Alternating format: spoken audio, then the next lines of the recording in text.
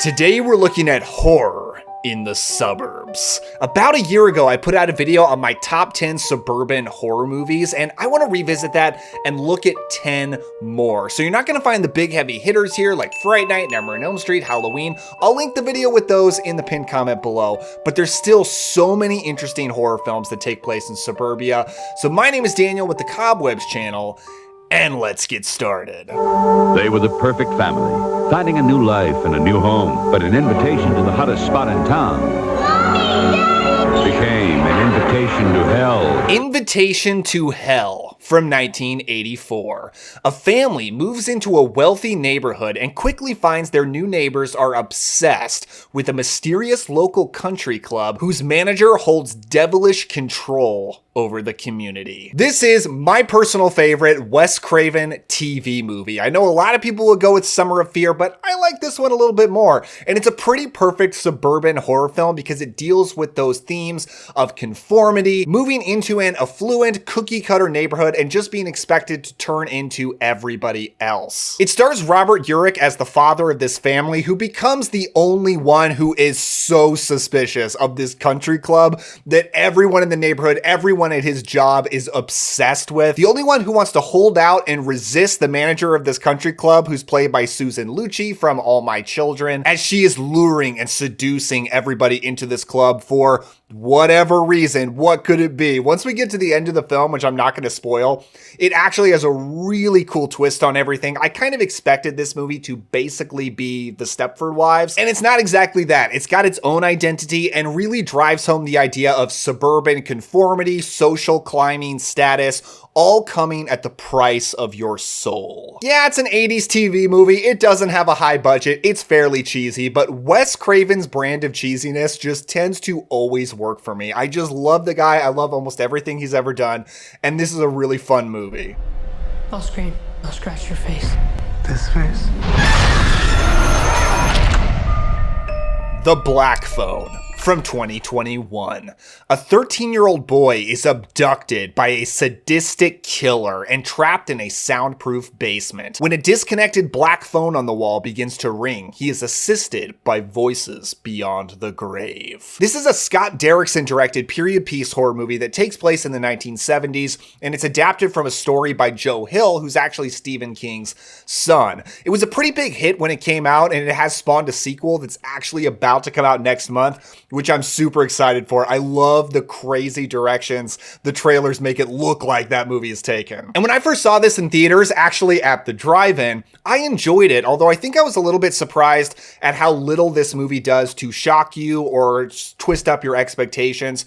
It's very straightforward. It is just a movie about a child abductor killer and a kid who's trying to survive him. But I just rewatched it in anticipation of the sequel, and knowing exactly what it is, I was really just able to appreciate the craft of it. And it's incredibly well done. Ethan Hawke is fantastic as the grabber, and the movie does so much to craft such a memorable identity for him as a potentially iconic horror villain for the future. And I love that Ethan Hawke was willing to do this because he hardly ever even shows his face on screen. He's just got that horrifying mask. It's so creepy. The film so well captures the aesthetic of 1970s suburbia, but does nothing to romanticize it or bathe it in nostalgia in any way. If anything, they might be going too far the opposite direction, where this suburb seems like a horrible place to be. The bullies are brutal. The parents are cruel. Although I did appreciate the characterization of the father here. He's not a great dad, but he's a little bit more nuanced and less cookie cutter than a lot of other versions of that character I've seen. The actors who play the kids are fantastic. I especially appreciated the girl who plays the little sister. The supernatural elements here are interesting, but don't overtake the movie too much.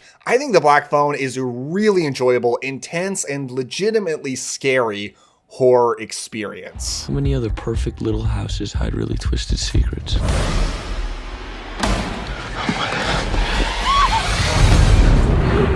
Disturbia from 2007, which follows a teenager under house arrest who begins spying on his neighbors out of boredom, only to suspect that one of them may be a serial killer. Now, I was a young teenager when this first came out, and I thought it was awesome. It was such a great movie for me, and having just rewatched it in anticipation of this list for the first time in so many years, I still really enjoy this. It's such a fun riff on Alfred Hitchcock's Rear Window. Actually, there was a lawsuit put against it for copyright infringement, not on Rear Window, but on the short story Rear Window was based on. Didn't end up going anywhere, and I think that was for the best, because clearly it's just an homage that takes similar ideas. It's also got a lot in common with Fright Night, maybe even more in common with Fright Night, actually, than Rear Window. All the serial killer horror elements are frightening and packed with tension. David Morse is terrifying as the lead serial killer. He's such a great threat. But the film also has a romantic aspect, with Shia LaBeouf pining after the girl next door, played by an impossibly beautiful Sarah Romer. And clearly the movie is heavily trafficking in male wish fulfillment, but I don't really have any problem with that, and I was a teenage boy when I first saw this, so I really enjoyed that whole aspect of the story. Sure, she seems way out of his league, but Shia LaBeouf back in the day, he did have a certain charming presence to him, so it works well enough, and I totally buy that she gets sucked into this serial killer investigation. I mean, we know now, maybe we didn't know then, but we know now that girls are super into true crime, so as she's getting involved in tracking down this killer, I totally buy it, and I think it's a lot of fun. Disturbia is just one of those perfectly entertaining 2000s popcorn horror movies, and I have a blast with it. Your race has no women. It can't have children. It will die out. Eventually, we'll have children with you. I Married a Monster from Outer Space from 1958. This tells you right from the start that aliens are invading Earth and are switching places with real humans. One of the first being a young man who's about to get married, but slowly his new wife realizes something is wrong. Yeah, this is a 1950s sci-fi drive-in movie with a really schlocky title, but I really think is actually a way better movie than you would ever expect based on that title. It actually takes place over the course of the first year of this couple's marriage. All the while we know from the start that the husband has been replaced by an alien. And it uses this crazy sci-fi premise to explore a lot of interesting themes about 1950s conformity, suburbia, marriage, probably marriage more than anything. The baby boomer generation has that name for a reason because so many people were getting married and hooking up back in the 1950s. And this really explores what happens if you rush into that marriage too quickly and the person you're married to just turns out to not be who you expected. Exploring so many concepts about young marriage, unfulfilled expectations, sexuality, impotence, gender roles, and does it all so well, all the while being a really fun and entertaining 50s B-movie. I like these kind of movies. I think they're fun, but this one's just got so much more going on under the surface that makes it an actually interesting movie for your brain and not just a popcorn film. I love the wacky, goofy suits, the spaceships, the actually super creepy ultimate plan of the aliens. I Married a Monster from Outer Space is one of my favorite 50s sci-fi movies, and it's actually really good as a suburban horror film.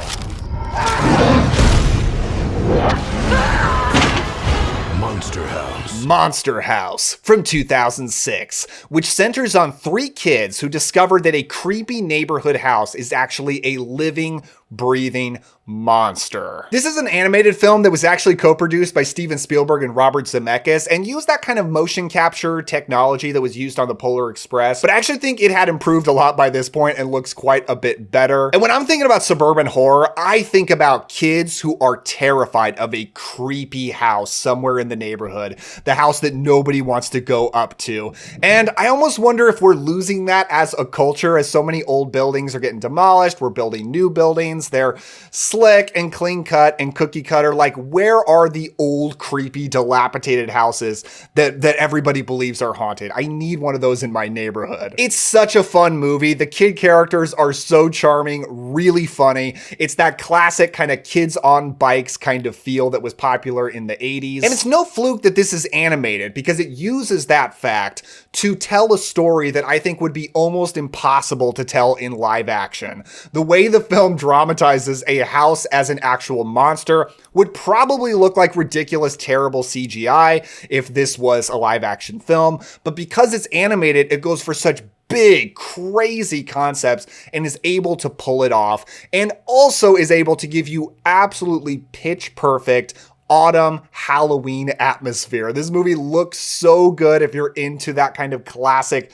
Halloween-y feel, which I have no doubt you are if you're watching this channel. I love Monster House. I actually just rewatched it with my son. It was really fun to watch it with him. A total blast. Are you ready?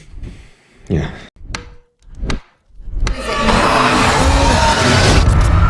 Insidious from 2010.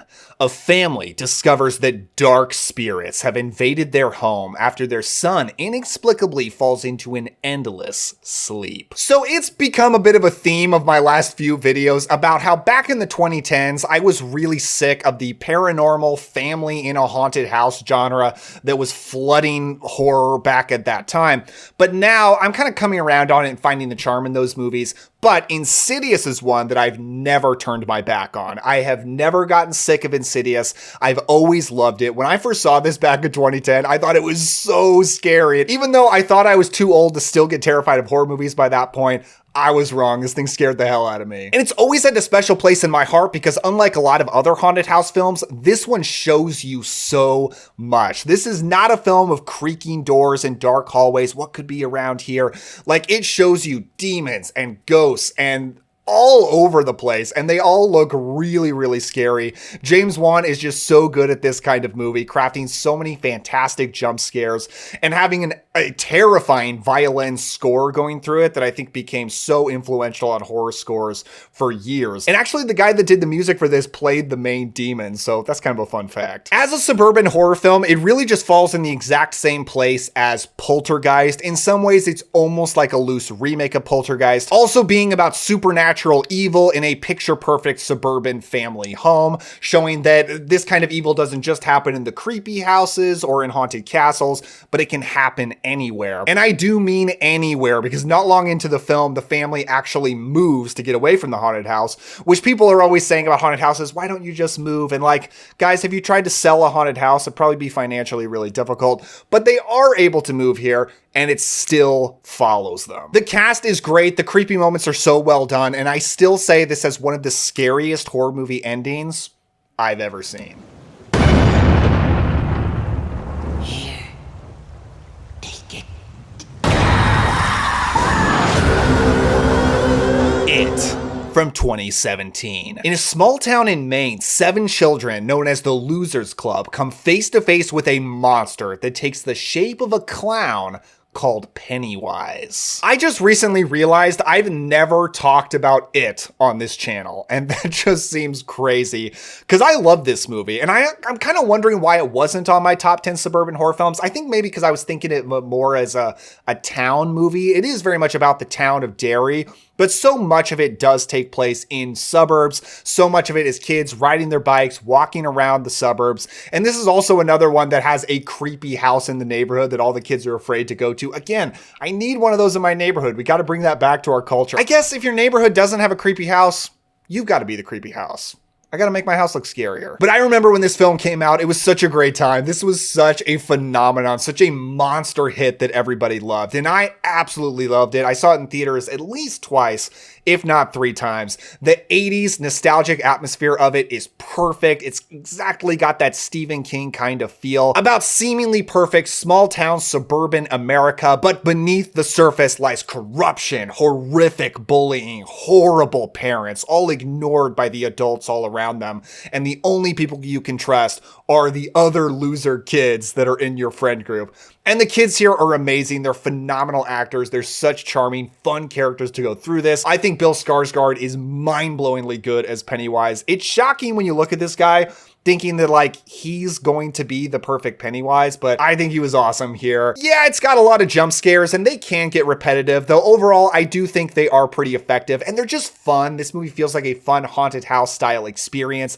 Even the CGI doesn't really bother me. I think it's pretty well done. All those faults that it does have become way more pronounced in It Chapter 2, which I'm not really a fan of. But this one I can watch as a standalone horror experience and I think it's terrific. Somebody help me!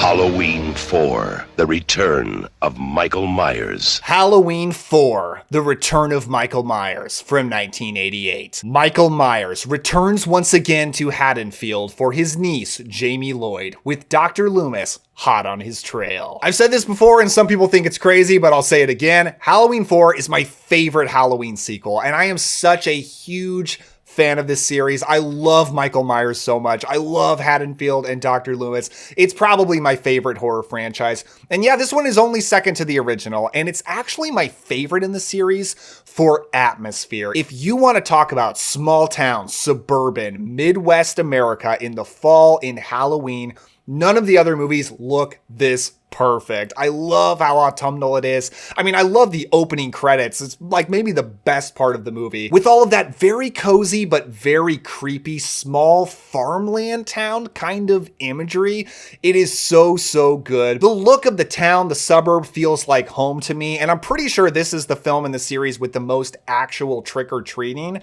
as the main character is actually a kid who actually goes out trick-or-treating, so it's got more Halloween events to it than even the original does. I love the characters in this. Of course, Danielle Harris is a fantastic child actor, but Ellie Cornell as Rachel is actually in contention for my favorite final girl in the series. I think she is so likable, relatable, and I root for her so much as she's going against Michael, who I still think is great in this film. I know a lot of people bash the mask, and yeah, I recognize the mask is not great. Looks like a cheap version of a Michael Myers mask, but for whatever reason, it just doesn't bother me as much as other bad masks like in Halloween 5 or Halloween Resurrection really do bother me. This one just doesn't. I still love watching Michael stalk around Haddonfield. I love watching the mob of townspeople go around the neighborhood trying to track him down. Donald Pleasance is so intense without going completely off the rails, and there's Kathleen Kidmont in this shirt. How can you not love that? This series is also particularly on my mind right now because I finally this weekend just bought my own Michael Myers mask. I know most of you guys probably already have one,